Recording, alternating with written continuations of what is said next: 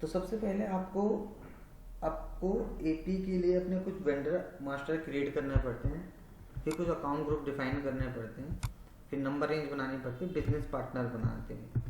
तो पूरा प्रोसेस है, उसको मैं आपको डिटेल्स में समझा देता हूँ।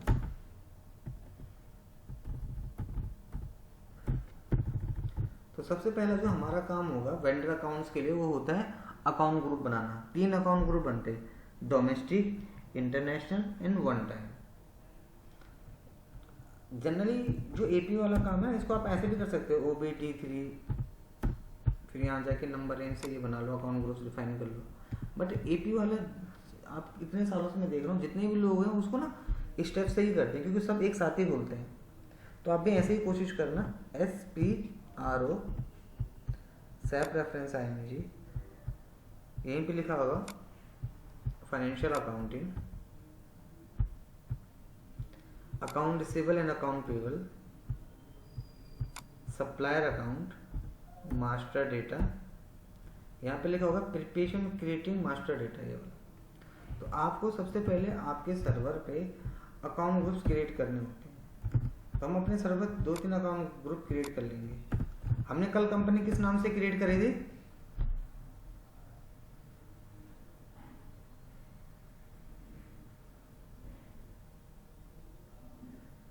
हेलो, लिखा होगा किसी ने, कंपनी किस नाम से क्रिएट करी थी?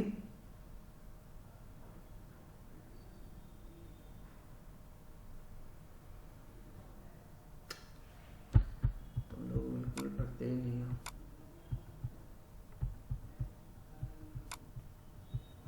वीडियो तो मैंने दे दी थी, आप देखना भी चाहिए ना उसका, तभी तो फायदा होगा।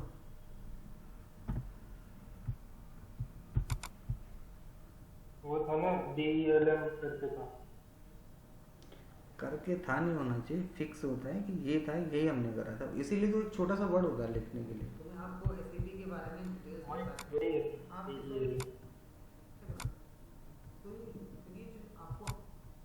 DPL,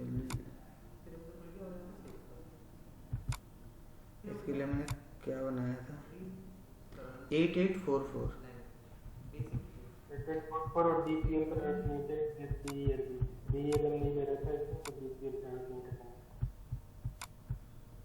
चलो, अब हम 884 नाम से हमारी कंपनी का कोड है, इसी नाम से हम अपने अकाउंट ग्रुप बना लेते हैं। तो मैंने यहाँ पे बना दिया 841, इस पर लिखे डोमेस्टिक वेंडर। डोमेस्टिक हो गया इंडियन वेंडर। कंपनी को डेटा पे क्लिक करा, अकाउंट मैनेजमेंट पे क्लिक करा, और रिकन्सिलेशन को ऐसे रिक्वायर्ड कर देंगे। मैंडेटरी फील्ड है, मतलब आपको भरना पड़ेगा। मैंडेटरी फील्ड का मतलब हो गया कि भरना ही भरना है। सप्रेस का मतलब हो गया कि नहीं भी भरोगे तो मतलब फिल विल बी हाइड। और एंट्री का मतलब होगा, ऑप्शनल का मतलब हो गया कि आपको आपके सर्वर पे अगर ये ऑप्शनल एंट्री देखोगे तो इसको भरने की रिक्वायरमेंट नहीं होती, तो हमने रिक्वायर्ड एंट्री को करना है और उसको सेव कर देना है। तो एक हमने अपना बना दिया 841 के नाम से, एक और बना लेंगे 842, 843, 3 बना लेंगे, यानी कि डोमेस्टिक, इंटरनेशनल, वन टाइम। तो यहीं पे न्यू एंट्री पे करा 841 बन गया, बना देंगे 842 इंटरनेशनल। कंपनी को डेटा पे क्लिक करा, अकाउंट मैनेजमेंट पे क्लिक करा, रिक्वायर्ड करा, रिकन्सिलेशन को सेव कर देंगे।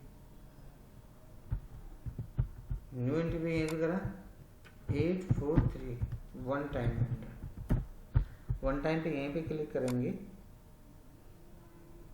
ये रहा स्किप एड्रेस। जो वन टाइम वेंडर होता है ना, उसका एड्रेस हम स्किप कर देते हैं, उसको हम भरते नहीं है, एड्रेस उड्रेस उसका डालते नहीं, मैंडेटरी फील्ड नहीं है, और ना ही इसको यहाँ से रिक्वायर्ड करेंगे इसके क्या बोलते हैं, रिकन्सिलेशन अकाउंट को। तो ये वन टाइम होता है, मतलब बस सामान खरीद लिया तो ठीक, नहीं तो कोई एक आधी बारी खरीदते हैं।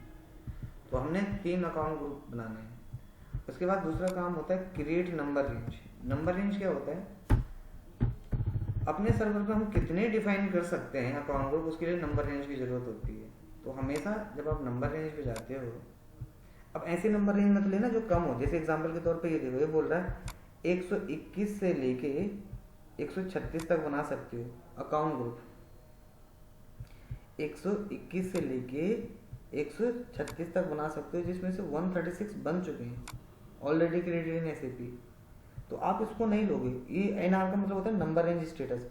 ऐसे देखना जिसमें ज़्यादा हो, काफ़ी बड़ी नंबर रेंज है, जैसे ये देखो, तो ये बता रहा 1501 से लेकर बना सकते हो 20,000 तक, 2,000 तक सॉरी, जिसमें से एक भी नहीं बना, जीरो लिखा ना आगे, जीरो जीरो मतलब एक भी नहीं बना, तो एक नंबर रेंज अच्छी रहेगी। ऐसी नंबर रेंज लेना असाइन करने के लिए। अब हमारा जो नेक्स्ट काम होगा वो होगा अकाउंट ग्रुप को नंबर रेंज के साथ असाइन करना। यहाँ पे लिखा होगा असाइन नंबर रेंज। असाइन का मतलब क्या होता है? लिंक करना। आपको अपनी नंबर रेंज को असाइन करना होता है अपने वेंडर अकाउंट के साथ। यहीं पे क्लिक करो, पोजीशन पे करो, क्या है नाम 841, तो ये रहा 841, जो खुल गया 841, 842, 843। क्या नाम से नंबर रेंज बनाई थी? नंबर रेंज है आपकी, यही तो है नंबर रेंज, ये डाल देंगे, एक ही बन गई। इनको सबको हटा देता हूँ।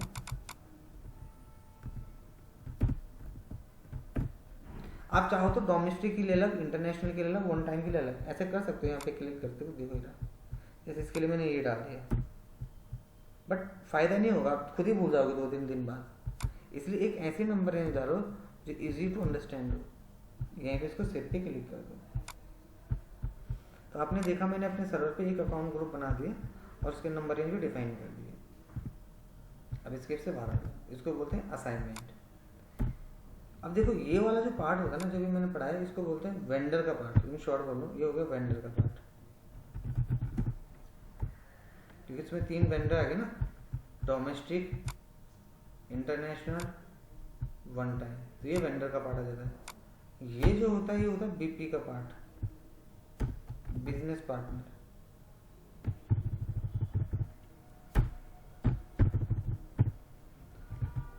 और बीपी कैसे बनता है वो यहाँ नहीं बनता, वो उसके लिए सीधा सा एक अलग सा प्रोसेस है बीपी क्रिएट करने के लिए। यहाँ पे होता है क्रॉस एप्लीकेशन कंपोनेंट। यहीं पे क्लिक करेंगे, एक पार्ट बना होगा जहाँ पे लिखा होगा सैप बिजनेस पार्टनर,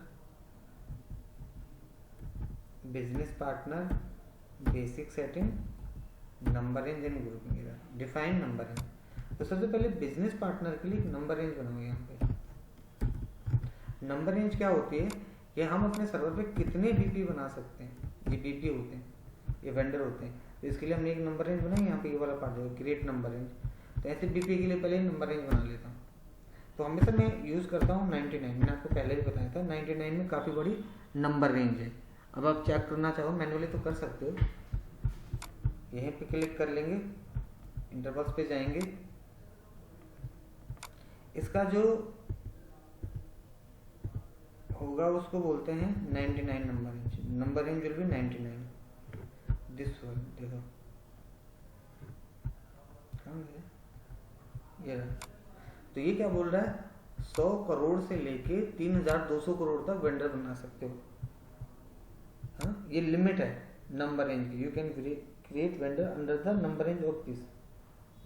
तो इसको कुछ सेव करने की जरूरत नहीं होती, ऑलरेडी सेव है ना। इसमें क्या सेव करोगे, ऑलरेडी सेव्ड है। इसको हमें सिर्फ चेक करना होता है नंबर रेंज को। अब इसका टी कोड देखना है, इसका टी कोड देखना, तो कैसे देखेंगे? एडिशनल इन्फॉर्मेशन, डिस्प्ले की and document.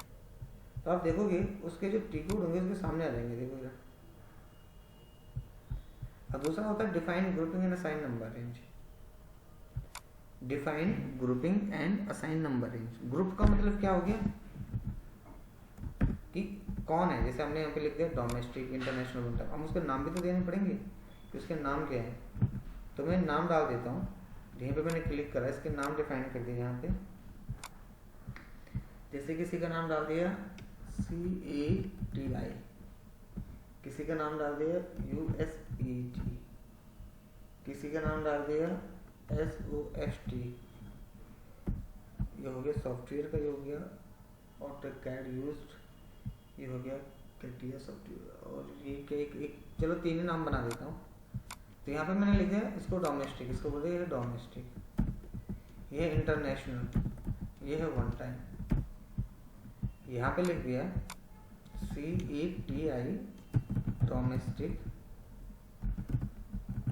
Vendor, USET international vendor, SOFT one time vendor, ये होती है नंबर रेंज। नंबर रेंज का मतलब क्या होता है 99। देखो यहाँ पर एंटर मार दो, सेव कर दो। तो हमने अपना अकाउंट ग्रुप्स भी डिफाइन कर दिए। जब भी आप ये बनाते हो ना, इनको लिख जरूर लो कहीं पे। ये तो आप बना लोगे लेकिन फिर ध्यान में नहीं रहेगा। तो एक ये बन गया, एक ये बन गया,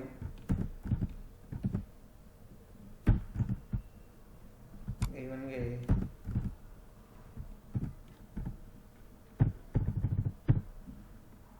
उसके बाद नेक्स्ट होता है जिसको हम बोलते हैं असाइनमेंट। इन दोनों को असाइन करना, यानी कि जो हमारे अकाउंट ग्रुप्स बने हैं इस पार्ट को इसके साथ, यानी कि वेंडर को बीपी के साथ असाइन करेंगे। शॉर्ट में ये वेंडर का पार्ट है, बीपी का पार्ट है, तो इन दोनों को असाइन करेंगे। कैसे असाइन करेंगे? यहीं पे लिखा होगा cross application components, master data synchronization, customer vendor integration, business partner setting, setting for vendor integration, field assignment for vendor integration, assign की ये रहा, define number assignment for direction BP to vendor. ये वाला प्रोसेस करना होता है, ये main part होता है। यहाँ पे हम इन तीनों को असाइन कर देते हैं जो ऊपर हमने अकाउंट ग्रुप बनाए थे। तो पहले इनको यहाँ पे डाल देते हैं। अब इसके ग्रुप यहाँ पे डिफाइन कर लेते हैं। इसके जो ग्रुप है वो है CATI-USET। तो मैंने डाल दिया CATI-USET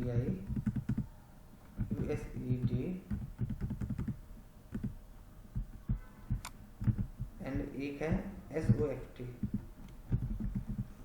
एंटर मार देना। देखो एंटर मार दे, अगर इधर डोमेस्टिक इंटरनेशनल वन टाइम आ जाए तो सही है, नहीं आता तो गलत हो जाता है। यहीं पे ग्रुप पे क्लिक करो, ग्रुप हो गया 841 जैसे, तो ये हो गया 841। तो देखो डोमेस्टिक के सामने डोमेस्टिक होना जरूरी है। 842 इंटरनेशनल के सामने इंटरनेशनल को होना जरूरी है। 843 इंटरनेशनल वन टाइम क्या है, वन टाइम एंटर मार दो। तो डोमेस्टिक के सामने डोमेस्टिक, इंटरनेशनल के सामने इंटरनेशनल, वन टाइम के सामने वन टाइम। ये होते हैं अकाउंट ग्रुप्स। तो हमने अपने ग्रुप को अपने ग्रुपिंग के साथ असाइन कर दिया। तो इन शॉर्ट बोलो, वेंडर बोलो, बिजनेस पार्टनर बोलो, संडे क्रेडिटर बोलो, सप्लायर बोलो, सब एक ही है, नाम एक ही है, वो उसके ग्रुप बना दिए। अब एक प्रॉपर हमारा जो वेंडर क्रिएट हुआ, पता किस नाम से हुआ? ये हो गया ये CATI, ये डोमेस्टिक वेंडर, ये इंटरनेशनल, ये वन टाइम। अब यहाँ पे देखो एक जगह पे लिखा सेम नंबर रेंज, होता है फ्लेक्सिबल ग्रुप। तो क्योंकि सेम नंबर रेंज है तो आप इन पे टिक कर सकते हो ऐसे, मतलब ऑप्शनल है, मैंडेटरी नहीं है, क्योंकि ऑलरेडी एक ही नंबर रेंज दिया हमने सबको, तो फिर बार बार डालने की जरूरत नहीं है। और फ्लेक्सिबल ग्रुप का मतलब हो गया कि आप इनको किसी के साथ भी असाइन कर सकते हो। तो जनरली जब हम कहीं पे एक साथ इनको असाइन कर देते हैं तो उनका लिंक उन्हीं के साथ होना चाहिए। ECC में एक टॉपिक चलता था बहुत टाइम पहले, अब ये हटा दिया गया इसलिए इसकी रिक्वायरमेंट नहीं है। तो ये हो गया कि ये डोमेस्टिक है, ये इंटरनेशनल, ये वन टाइम है, इसको यहाँ से सेव कर दो। अब हमारे जितने भी वेंडर बनेंगे ना, ये सारे के सारे कौन से बनेंगे? इंटरनल नंबर रेंज जो बनेंगे, कोई भी एक्सटर्नल पे नहीं बनेगा। यानी कि आपको मैन्युअली नहीं बनाना पड़ेगा वेंडर, ये तो मैन्युअली हो गया है ना। अभी देखा आपने नंबर रेंज मैंने यूज करा, तो नंबर रेंज डाला था मैंने 100, ये वाला। तो इसमें कितने की रेंज थी? इसके अंदर रेंज थी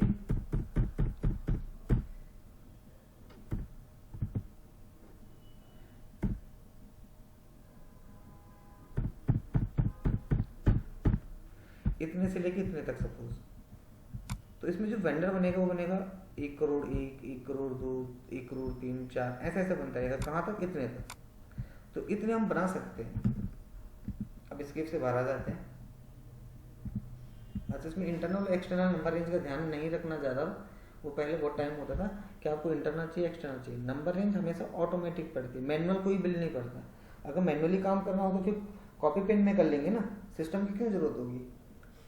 देखो BP एक टी कोड होता है BP, इस जगह पे BP लिखा होगा, यहाँ पे लिखा होगा ऑर्गेनाइजेशन, ऑर्गेनाइजेशन का मतलब होता है कंपनी। अब किसी के लिए बना रहे हो, कंपनी के लिए बना रहे हो। अब हमने बना तो ऑलरेडी लिया है, हमने उसका यहाँ एड्रेस डालना है। हमने बना तो ये लिया है CATI, है ना, बस उसका एड्रेस डालना, phone number, city, postal code. तो यहाँ पे ग्रुपिंग पे आ जाना।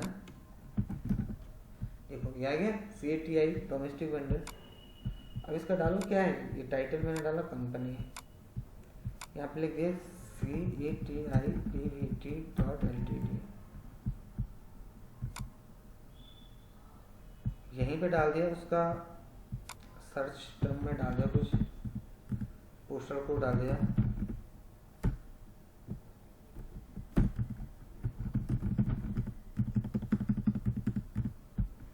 कंट्री डाल दिया इंडिया, स्ट्रीट डाल दिया, लैंग्वेज डाल दिया इंग्लिश। मतलब मैंडेटरी फील्ड जो है वो भर लेना, नहीं भरोगे ऑटोमेटिक एरर दिखा देगा आपको। कई बार होता है ना बच्चे नहीं डालते, जैसे आप इसको नहीं डालोगे ऑटोमेटिक एरर हटेगा नहीं, दिखा देगा। तो मैंने बोला इस जो वेंडर इसको मैं सर्च कर सकता हूँ CATI न्यू के नाम से भी। अब इसमें ना एक ही मैंडेटरी फील्ड होती है जिसको होता है बैंकिंग डिटेल्स, यानी कि एड्रेस तो हमने भर ही लिया, एड्रेस ओवरव्यू भी चेक कर लोगे कि सब कुछ सही है।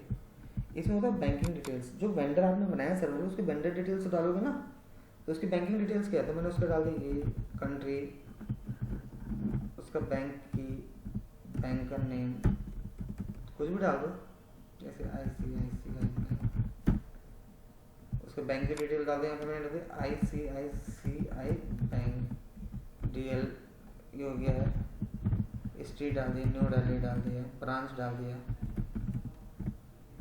हो गया, सेव कर दो। तो आप देखोगे एक वेंडर यहाँ पे क्रिएट हो चुका है, बिजनेस पार्टनर।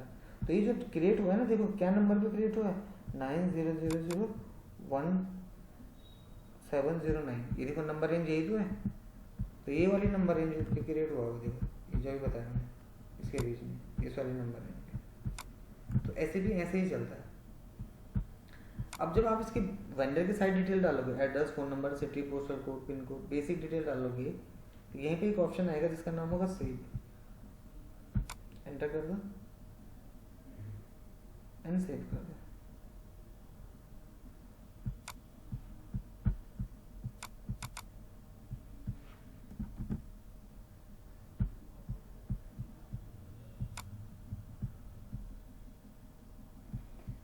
चलो ठीक है, अब यहाँ पे हमने सेव कर दिया इसको। अब हमारा जो काम होता है स्विच डिस्प्ले बिटवीन। इसका मतलब होता है कि assign your vendor to company code. आपने अपने वेंडर को अपनी कंपनी के कोड के साथ असाइन तो करना पड़ेगा ना। कैसे पता चलेगा किसका वेंडर है, यहीं पे क्लिक करो, यहाँ पे चले जाओ FI वेंडर, फाइनेंशियल अकाउंटिंग के लिए। अब यहाँ पे आ जाएगा कंपनी का कोड, अपनी कंपनी का कोड डाल देना। यहाँ पे कंपनी का कोड आ जाएगा 8844, एंटर मार दो। अब यहाँ पे सबसे ज़्यादा लोगों को प्रॉब्लम आती है, लिखा रिकंसिलेशन अकाउंट, तो रिकंसिलेशन अकाउंट भी यहाँ पे क्लिक करेंगे तो कोई भी डिटेल्स नहीं आएगी। अभी देखो, तो अब आपको क्या करना है, यहीं पे /ONFS00 एक नया टैब खोलना है, मतलब GL बनाने के लिए। अब आपको एक GL बनाना नया, इसको बोलते हैं स्पेशल GL। तो हमारी कंपनी का कोड हो जाएगा 8844। देखो इसके अंदर ऑलरेडी GL बना हुआ है, ये बना हुआ है, ये बना हुआ है, लेकिन हमें संडे क्रिएटर का GL बनाना है और क्रिएटर लायबिलिटी होती है, तो हमें लायबिलिटी के अंदर एक GL बनाना पड़ेगा।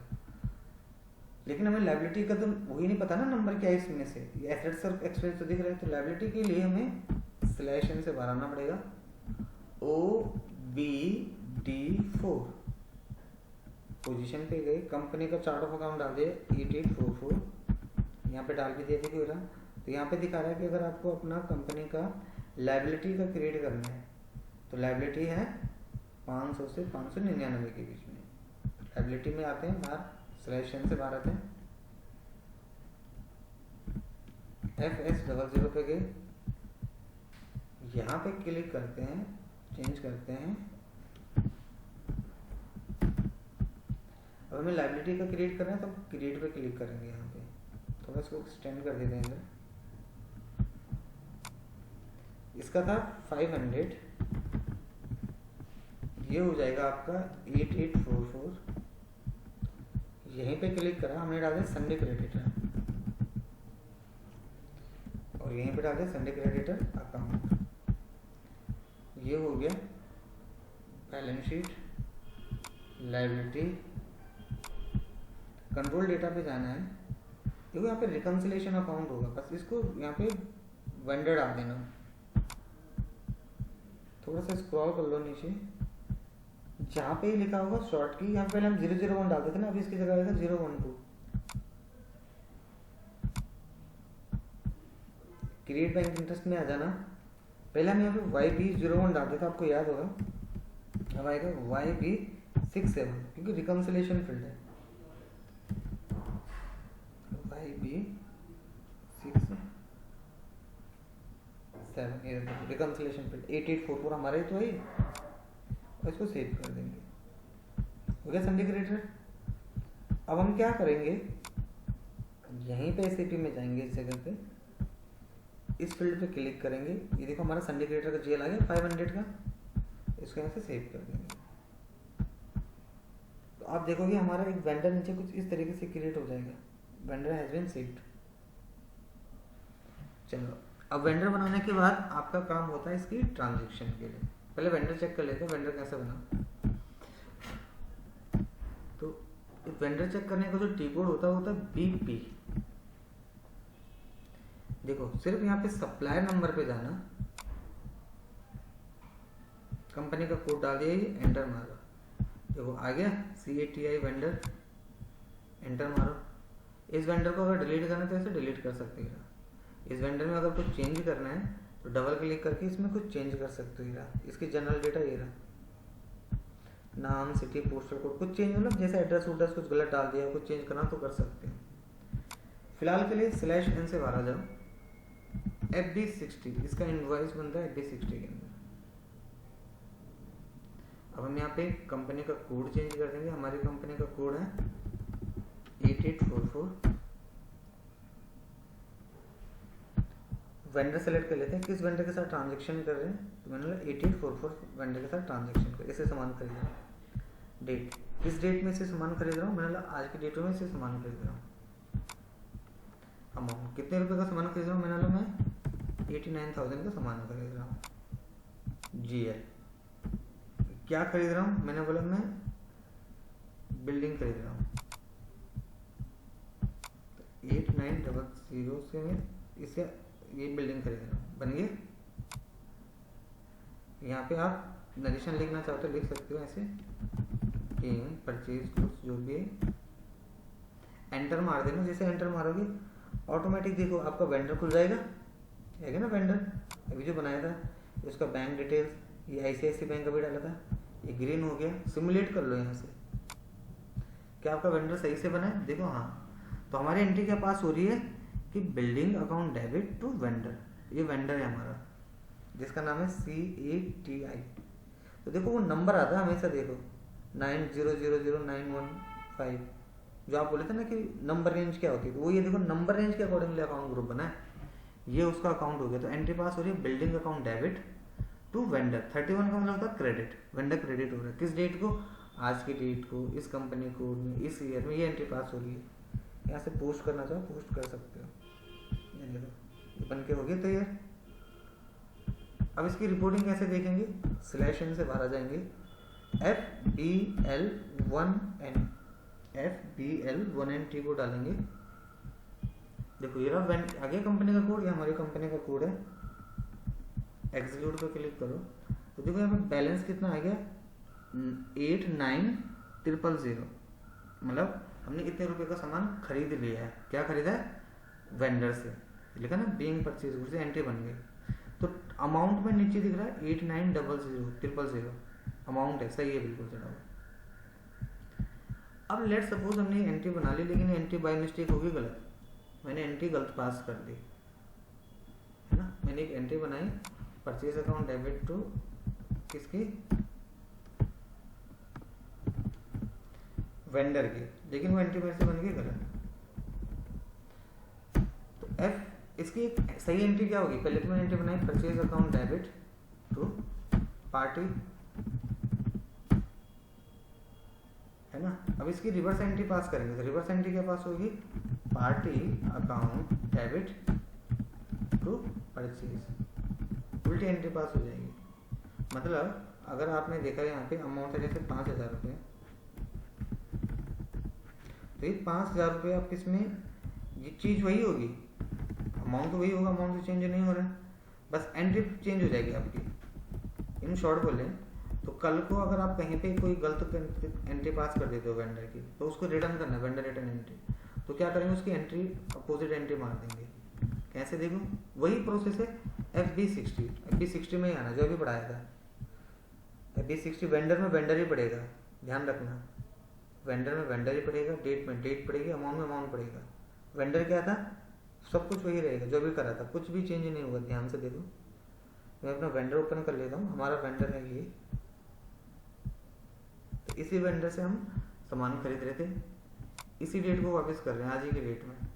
कितने रुपए से सामान खरीदा था, 89,000 उतने से वापस कर रहा हूँ।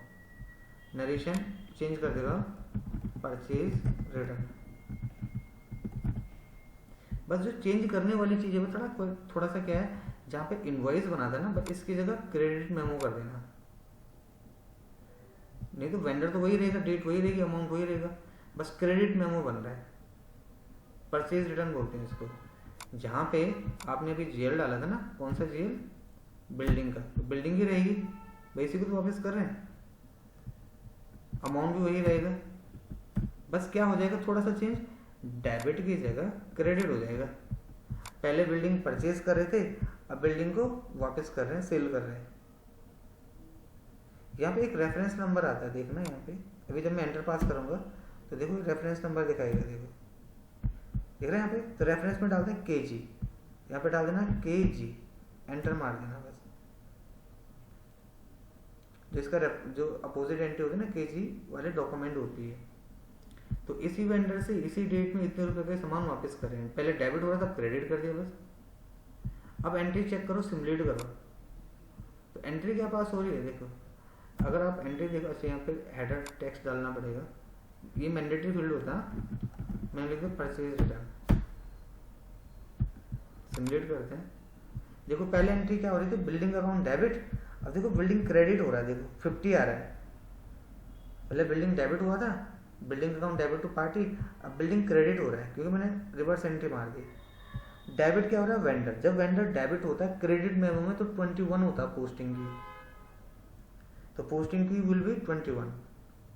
डेबिट क्या हो रही है, अब वेंडर डेबिट हो रहा है, क्रेडिट हो रहा है परचेज, यानी कि जो आपने खरीदा था सामान, इसको पोस्ट करो। तो आप देखो इसका एक नंबर क्रिएट हो गया। अब इसकी रिपोर्टिंग कैसे चेक करेंगे, FBL1N, अगेन यहीं पे आगे एंटर मारा, देखो बैलेंस हो गया 0, हो गया ना 0, क्यों हो गया, क्योंकि इसकी रिवर्स ये होगी। तो पहले हमने ये एंट्री मारी, फिर उसके बाद परचेज रिटर्न की करी, तो KR का मतलब होता है आपका परचेज रिटर्न की एंट्री, और उसकी जो रिवर्स एंट्री होती है उसको बोलते हैं KG, तो KR का रिवर्स होता है KG। ये आ सकता है क्वेश्चन, कई बार इंटरव्यू में पूछा जाता है कि जब हम वेंडर रिटर्न की एंट्री पास करते हैं तो उसमें डॉक्यूमेंट टाइप कौन होता है, तो डॉक्यूमेंट टाइप बोलते हैं इसको, टाइप लिखा ना, टाइप डॉक्यूमेंट टाइप होता है KG।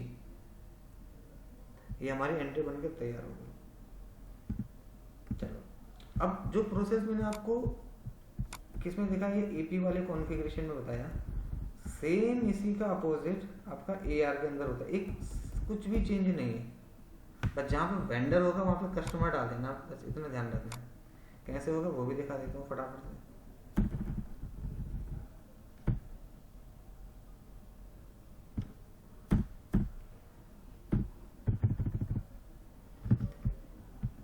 तो सबसे पहले इसको भी SPRO सेल्फ रेफरेंस ING यहीं पे गए, मैंने एक ही वेंडर से बनाया डोमेस्टिक, आप इंटरनेशनल वन टाइम जितने बनाना चाहो बना सकते हो, वो आपके ऊपर है। मैं फिलहाल अब एक एक वेंडर से बना के दिखा देता हूँ आपको। फाइनेंशियल अकाउंटिंग, रिसीवेबल पेबल, ये ना सप्लायर अकाउंट, पहले सप्लायर था, customer account, master data, preparation और फिर देखो वही चीज़ भूल गई जो पहले था, बस पहले वेंडर लिखा हुआ आ रहा था, अब कस्टमर लिखा हुआ आएगा। अब मैं यहाँ पे बना लेता हूँ अपने 3 अकाउंट ग्रुप, तो मेरे जो अकाउंट ग्रुप्स बना रहा हूँ, मैं बना रहा हूँ 8 1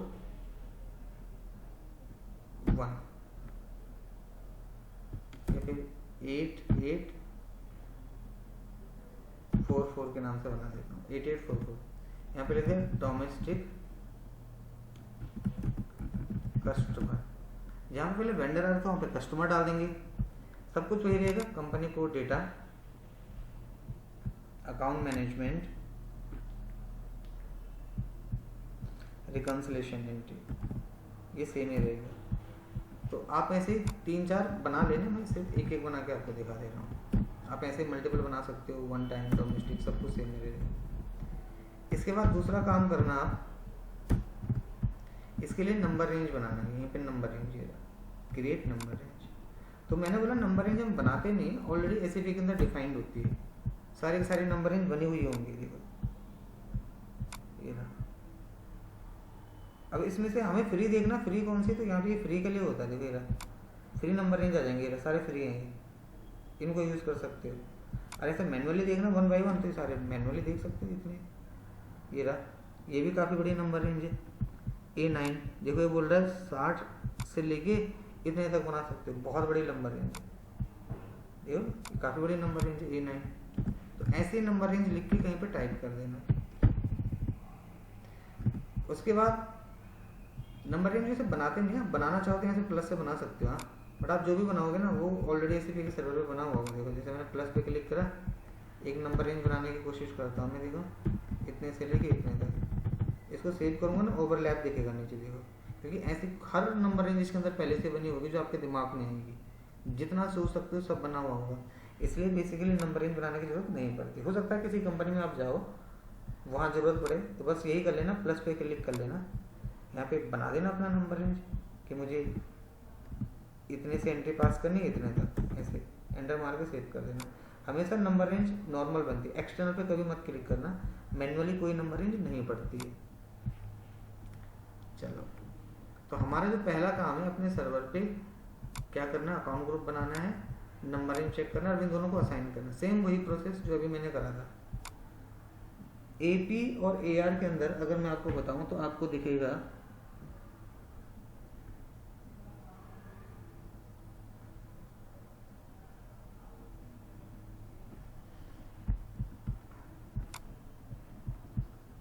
देखो, यहाँ पे आपने देखा होगा डोमेस्टिक और इंटरनेशनल वन टाइम जितने भी ग्रुप्स बने थे सेम टू सेम एक ही जैसे। एपी और एआर में कोई फर्क नहीं है। अगर आपको एपी की कॉन्फ़िगरेशन आ जाती है, एआर में वैसे ही। ये डाला, एंटर, बस यहाँ पे नंबर रेंज डालो। नंबर रेंज क्या है, A9, एंटर मार के सेव कर दो।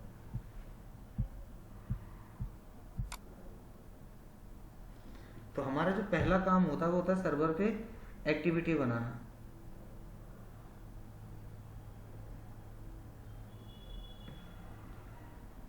एस्केप से बाहर आ जाओ। तो हमने 3 तो बना लिए यहाँ तक, है ना। ये वाले जो नंबर रेंज थी, ये वाला पार्ट था, ये एक ही था, इसको यहीं पे टाइप कर देते हैं। ये थी थर्ड वाला, असाइन के लिए होता है। तो यहाँ पे वेंडर की जगह कस्टमर डाल देना। तो ये जैसे मैंने बताया ये हो गया वेंडर प्रोसेस के लिए। लिख देता हूँ यहाँ पे वेंडर प्रोसेस। अब जो बनेगा वो बीपी के लिए बनेगा। बीपी का मतलब business partner process.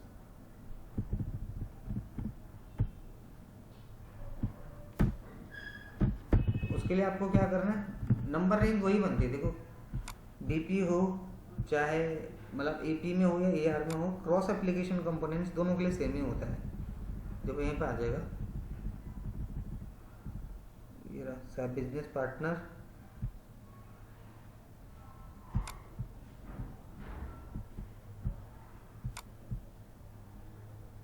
Business partner,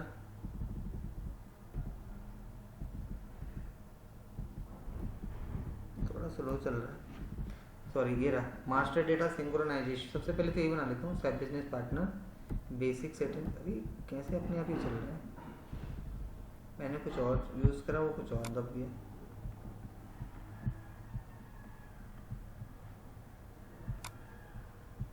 देखो क्रॉस एप्लीकेशन कंपोनेंट्स SAP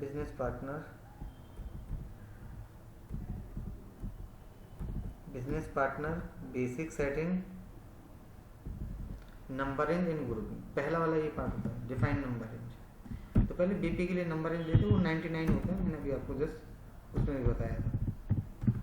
तो आप चेक करना चाहो फिलहाल यहीं पे क्लिक कर लेना, इंटरवल्स पे जाना, देखो 99 नंबर रेंज आपको दिख ही जाएगा यहाँ पे।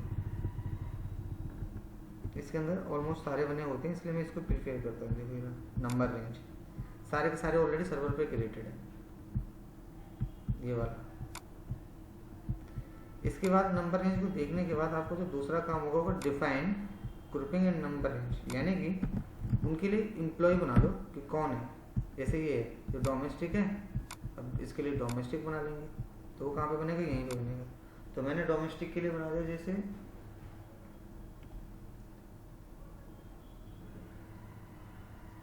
ICAL। एक सेकंड जरा रुकना, स्टूडेंट फोन आ रहा है। हेलो, ये good morning ma'am. Hello, good morning madam. वो जो कल वाला आपने लड़का क्या बोलते हैं डेमो के लिए नहीं भेजा था रात को, पहली बात तो बहुत लेट आया मैम, 8 बजे की जगह 8:30 बजे। और दूसरी बात उसने डेमो कल लिया नहीं।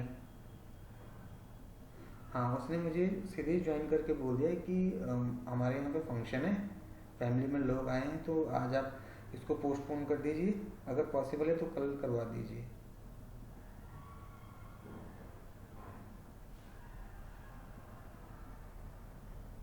हम्म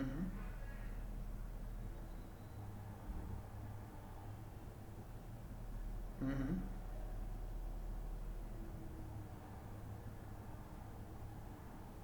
आज के लिए आप एक काम करो ना मैडम, आप उनको 8 बजे का टाइम दे दो, 8 बजे का। हेलो, तो मैम देखो क्या होता है, जैसे हम लोग क्लासेस देते हैं ना स्टार्टिंग में, क्योंकि हम क्या कराते हैं डेमो में डिटेल्स में बताते हैं SAP होता है क्या है, क्यों होता है, किस तरीके से होता है।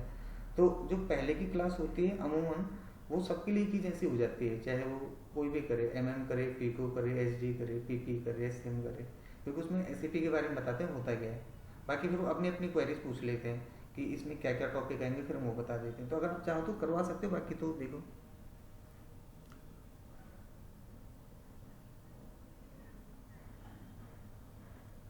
हाँ, तो आप 8 बजे का तो बोल रहा हूँ मैं आपको।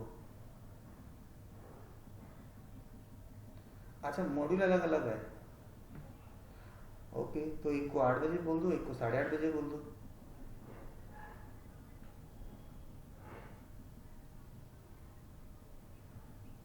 हाँ, बट मैम उनको बोला ना टाइम पे ज्वाइन करेगी, जितना वो डिले करेगा फिर दूसरे का डिले शुरू होगा। क्योंकि मैं तो देखो करेक्ट टाइम पे ज्वाइन कर लेता हूँ, इवन पहले ही कर लेता हूँ।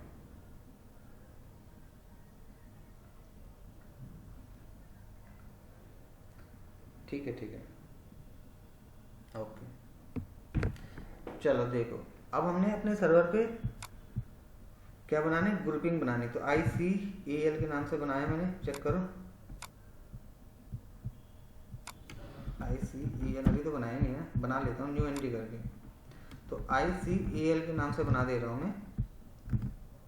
यहाँ पे मैंने लिख दिया ये है डोमेस्टिक,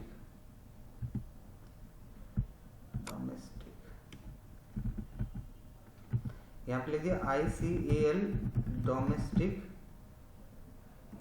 कस्टमर, नंबरिंग 99। जब भी आप अपने सर्वर पे कस्टमर की एंट्रीज ऐसे कुछ बनाते हो ना, ये सब लिख लेना, ऐसे ही डोमेस्टिक, ऐसे इंटरनेशनल, ऐसे वन टाइम। देखो सब कुछ वही खुल रहा है जो अभी आपने AP के टाइम पे देखा था, कुछ भी चेंज नहीं है, सब कुछ एक ही जैसा होता है। तो हमने ICAL के नाम से अपने एक अकाउंट ग्रुप बना दिया इसके लिए। इसके बाद नेक्स्ट जो होता है उसको हम बोलते हैं असाइनमेंट, यानी कि हमने अपने इस ग्रुप को इसके साथ असाइन करना होता है, लिंक बनाना होता है सर्वर पे। तो कैसे बनाते हैं,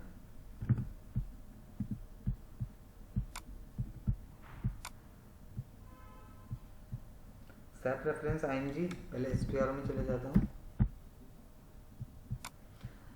एपी का देखो, जो वेंडर का काम होता है वो फाइनेंशियल अकाउंटिंग के अंदर होता है यहाँ पे, और जो एपी का काम होता है, जो बीपी का काम होता है वो क्रॉस एप्लीकेशन के अंदर होता है।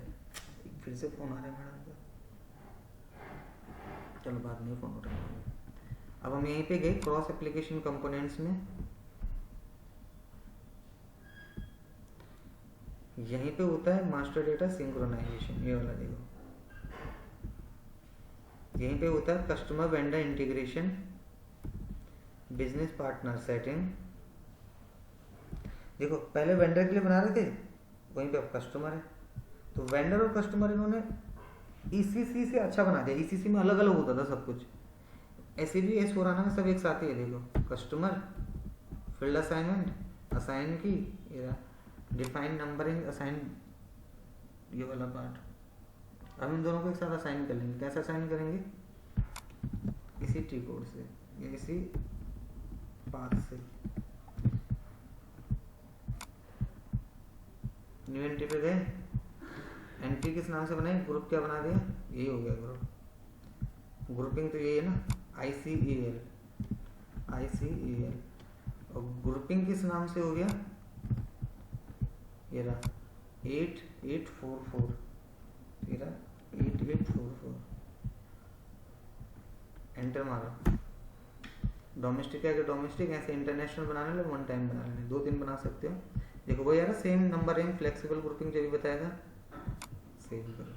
तो एपी और AR मतलब आपको सब कुछ एक ही जैसे देखेगा, कुछ भी फर्क नहीं दिखेगा। अब जैसे हमने उसमें बीपी बनाया था, ऐसे इसका भी बीपी बनता है। बीपी का मतलब बिजनेस पार्टनर। अब बीपी के अंदर हम कस्टमर, पहले वेंडर की डिटेल रख रहे थे, अब कस्टमर की डिटेल ला लेंगे। ऑर्गेनाइजेशन ये भी सेम ही रहेगा। ग्रुपिंग किस नाम से हमने अपना बनाया, ICEL। तो मैं यहीं पे गया, ICEL के नाम से बना देगा, ICEL डोमेस्टिक, यहीं पे क्लिक करा, कंपनी डाल दिया, उसका नाम डाल दिया ICEL PVT.LTD। सर्च टर्म में भी उसका नंबर डाल दिया,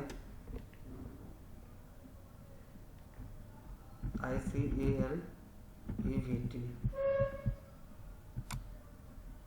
यहाँ पे डाल दिया मैं उसकी स्ट्रीट, पोस्टल कोड। इसको थोड़ा सा चेंज कर लेना, क्योंकि कई बार एरर दिखा देता है कि सेम का आपने डाल दिया। सब कुछ डिटेल सेम ही मत डाल देना, मतलब वो एड्रेस में ना, फिर एड्रेस पे रेड आ जाता है। जब भी आप बनाओगे तो इसको चेंज कर लेना पिछले वाले से।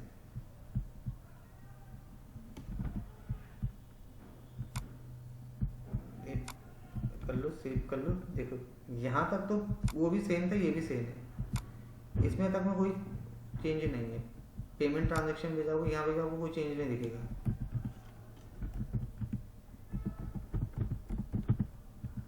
यहाँ पे मैंने बैंक भी डाल दिया, जैसे BOI, एंटर मार दिया, कुछ स्ट्रीट डिफाइन कर दिया, ऐसे डाल दिया, एंटर मार दिया। यहाँ तक आपको कुछ भी फर्क नहीं दिखाई देगा, सेम टू सेम है।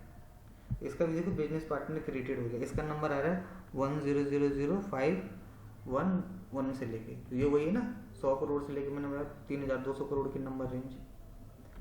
अब हमारा काम इसमें क्या होता है, सेम चीज इसको अपनी कंपनी के कोड के साथ असाइन करना। यहाँ पे जाना, क्लिक करना, तो जहाँ पे आप पहले FI वेंडर ले लेते ना, फाइनेंशियल अकाउंटिंग, बस अब यहाँ पे चेंज कर लेना थोड़ा सा। हम वेंडर की जगह बेसिकली लेंगे कस्टमर, तो यहाँ पे एक आता है, ये वाला ही ले लो, FLCU00, इसी को टिक कर लो। देखो यहाँ पे कंपनी का कोड आ जाएगा।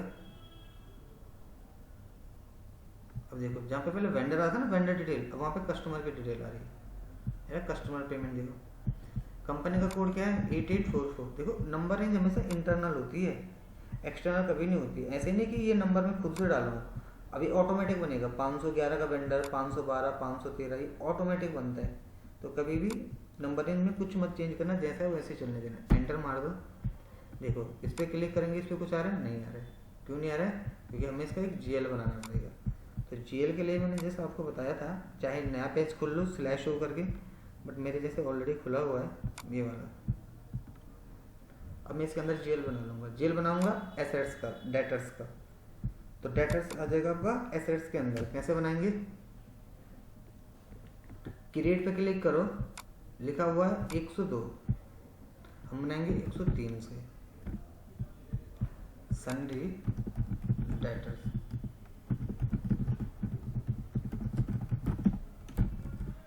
ऐसा डाल देना, यहीं पे क्लिक करो, बैलेंस शीट में आएगा, ये एसेट्स में आएगा। कंट्रोल डेटा पे गए, जहाँ पे पहले आपने वेंडर लिया था ना, सिलेक्ट करा था वेंडर, यहाँ पे अब कस्टमर सिलेक्ट कर लेंगे। जहाँ पे पहले आपने 012 लिया था, अब 031 लेंगे, मतलब 31 नंबर वाला, वो कस्टमर के लिए आ जाएगा। देखो ये रहा कस्टमर नंबर, सब याद होना चाहिए टिप्स पे। कस्टमर नंबर जहाँ पे आपने YB01 पहले डाला था, अब यहाँ पे YB67 पड़ेगा। तो ये तो हमने खैर दोनों में एक ही जैसा डाला था, रिकॉन्सिलेशन फील्ड। ये हमारा, ये देखो फील्ड स्टेटस 8844 नाम से। अब इसको यहाँ से कर लो सेव, अब यहीं पे क्लिक कर लो, यहाँ पे क्लिक कर लेंगे, देखो आगे सन्डे डेटर्स। अब इसको यहाँ से सेव कर लो, तो ये आपका कुछ इस तरीके से बन के सन्डे डेटर्स की एंट्री सेव हो जाएगी। फिर इसके साथ वही जो भी आपने करा था FB70, परचेज के टाइम पे आपने FB60 करा, अब FB70 करोगे।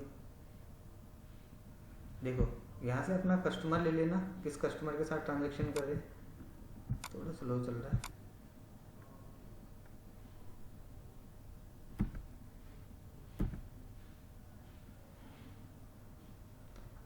स्लो चल रहा है थोड़ा सा।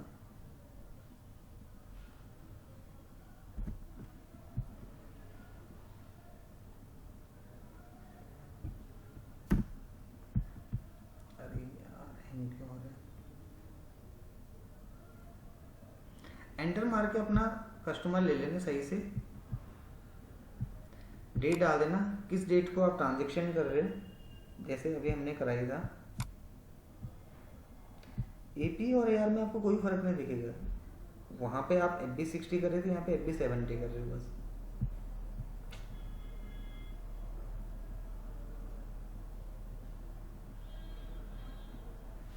स्लो चल रहा है सर्वर।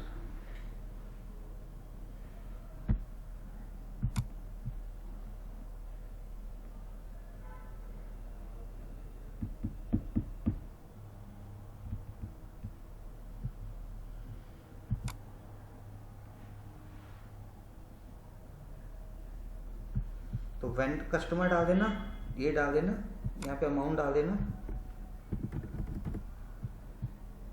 ठीक है। देखो सब कुछ वही रहेगा जो आपने पहले करा था। ये थोड़ा स्लो चल रहा है, मैं आपको जस्ट मैनुअली समझा देता हूँ। फिर ऐसे कस्टमर में कस्टमर, डेट में डेट, अमाउंट में अमाउंट, जो अमाउंट यहाँ पड़ेगा वही अमाउंट नीचे भी डिफाइन कर देना इस जगह पे।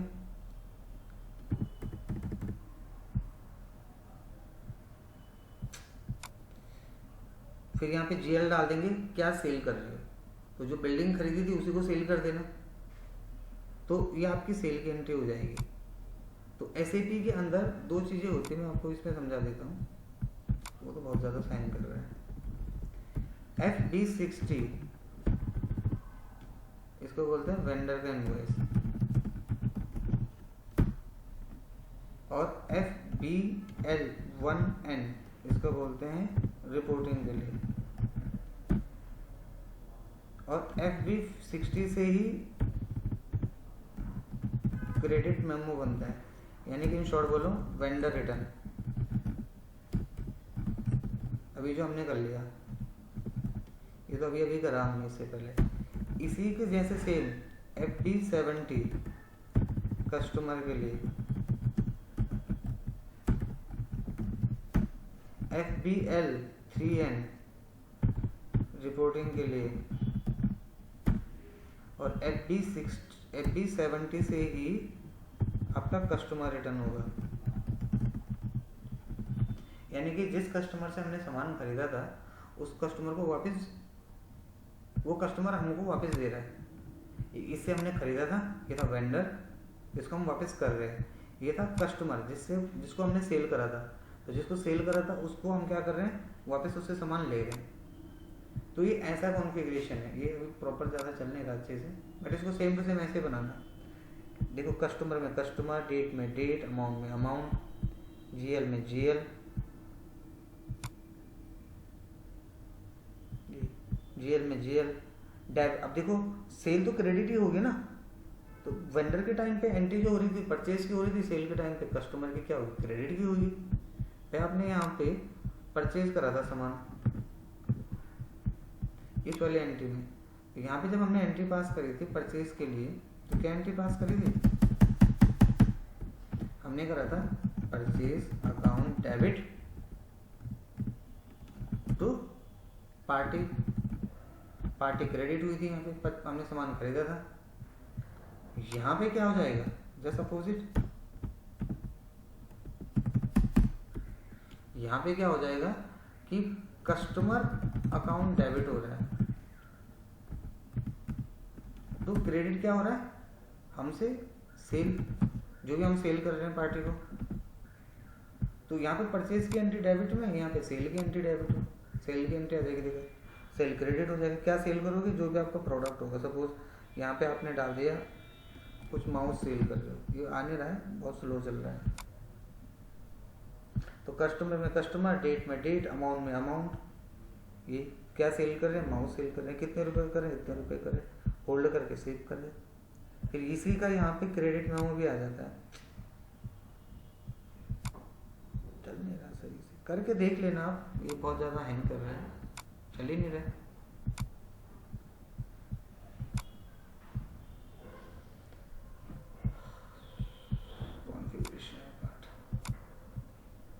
चलो इसको बना के देखना, ही तो बिल्कुल अटक ही सा गया, चल ही नहीं रहा है।